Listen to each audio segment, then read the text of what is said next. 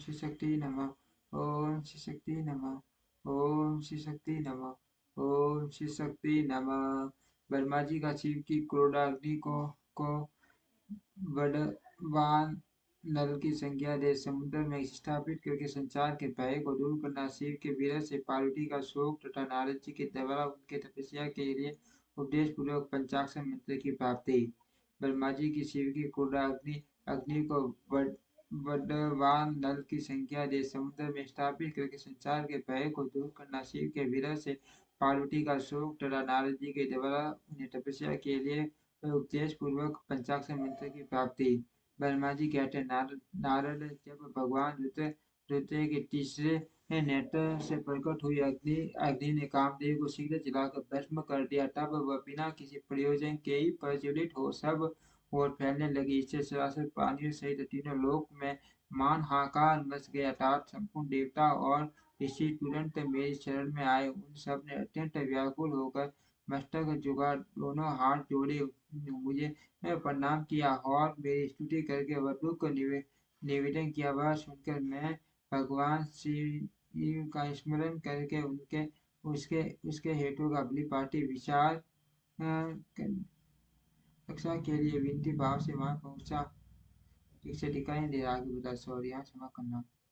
देने के लिए उत्तर थे, परंतु भगवान शिव की कृपा से प्राप्त हुए उत्तम तेज के द्वारा मैंने उसे तत्काल स्तंभित कर दिया। मुझे त्रिलोक के दग्ध करने की इच्छा रखने वाले उस क्रोधमय अग्नि को मैंने एक ऐसे घोड़े के रूप में परिणत कर दिया है जिसके मुख से सौम्य ज्वाला प्रकट हो रही थी। भगवान शिव की इच्छा से उस बादल शरीर घोड़े वाली अग्नि को लेकर मैं लोग हित के लिए समुद्र तट पर गया।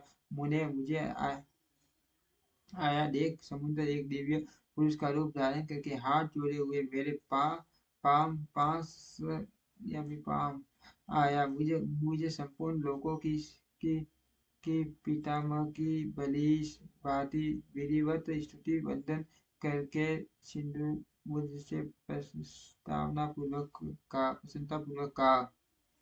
सागर बोला, सर्वेश्वर ब्राह्मण, आप यहाँ किस लिए पधारे हैं? मुझे अपना सेवक समझकर इस बात को प्रीतिपूर्वक कहिए। सागर की बात सुनकर भगवान शंकर का स्मरण करके लोक हित का ध्यान रखते हुए मैंने उसे प्रसन्नता पूर्वक कहा, अर्थात समुद्र, तुम बड़े बुद्धिमान हो, संपूर्ण लोगों के हितकारी हो। मैं शिव की इच्छा से प्रेरित हो हार्दिक स्मृति पूर्वक तुमसे कह रहा हूँ, ये भगवान महेश्वर का क्रोध है जो महान शक्तिशाली अश्व के रूप में यहाँ उपस्थित है। यह कामदेव को दग्ध करके तुरंत ही संपूर्ण जगत को भस्म करने के लिए उद्यत हो गया था। यह देख पीड़ित हुए देवताओं की प्रार्थना से मैं शंकर से वहां गया और इस अग्नि को स्तंभित किया। फिर इसने घोड़े का रूप धारण किया और इसे लेकर मैं यहाँ आया। जलाधर मैं जगत पर दया करके तुम्हें यह आदेश दे रहा हूँ, इस महेश्वर को क्रोध को जो वाद का रूप धारण करके मुख से ज्वाला प्रकट करता हुआ खड़ा है, तुम प्रलय काल पर्यंत धारण किए रहो। शरत पीटे जब मैं यहाँ आकर वास करूंगा, तब तुम भगवान शंकर के इस अद्भुत क्रोध को छोड़ देना। तुम्हारा जली प्रतिदिन दिन इसका भोजन होगा। तुम यत्न पूर्वक इसे ऊपर ही धारण किए रहना, जिससे वह तुम्हारी अनंत जिला जल, जल जलाशय के भीतर न चला जाए। ब्रह्मा जी कहते हैं, नारद, मेरे ऐसा कहने पर समुद्र ने रुद्र की क्रोध अग्नि को वानल को धारण करना स्वीकार कर लिया, जो दूसरे के लिए असंभव था। तदनंतर वह बदवाग्नि समुद्र में प्रविष्ट हुई और ज्वाला मालाओं से प्रतीर्ण हो सागर की जल राशि का दहन करने लगी। मुने ने इससे संतुष्ट होकर मैं अपने लोक को चला आया और दिव्य रूपधारी समुद्र मुझे प्रणाम करके अदृश्य हो गया। मां मुने रुद्र की उस क्रोधाग्नि के पैर से से छूटकर संपूर्ण समस्त का अनुभव करने लगा और देवता तथा मुनि में सुखी हो गए। नारद जी बोले, दया निधे नीले मदन दैनिक 50 गिरिराज नंदिनी पार्वती देवी ने क्या किया? वे अपनी सखियों के साथ कहाँ गई? वह सब मुझे बताइए।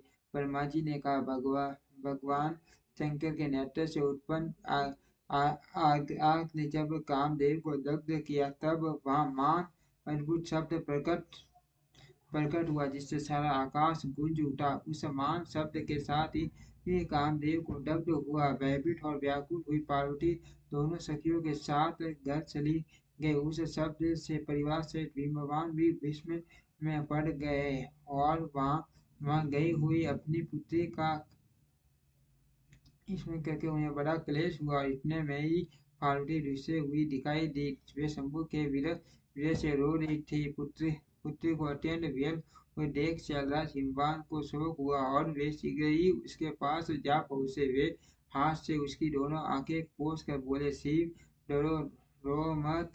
ऐसा कहकर श्लेष्म हिमवान ने अत्यंत हुई पार्वती को शीघ्र ही गोद में उठा लिया और उसे साथ देते हुए वे अपने घर ले आए।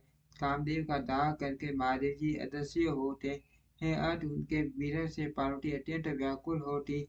उन्हें कहीं भी सुख या शांति नहीं मिलती। पिता के घर जाकर जब वे अपनी माता से मिली समय पार्वती शिवा ने अपना नया जन्म हुआ वे अपने रूप की निंदा करने लगी और बोली, मैं मारी गई। सखियों समझाने पर भी वे गिरी कुमारी कुछ समझ नहीं पाती।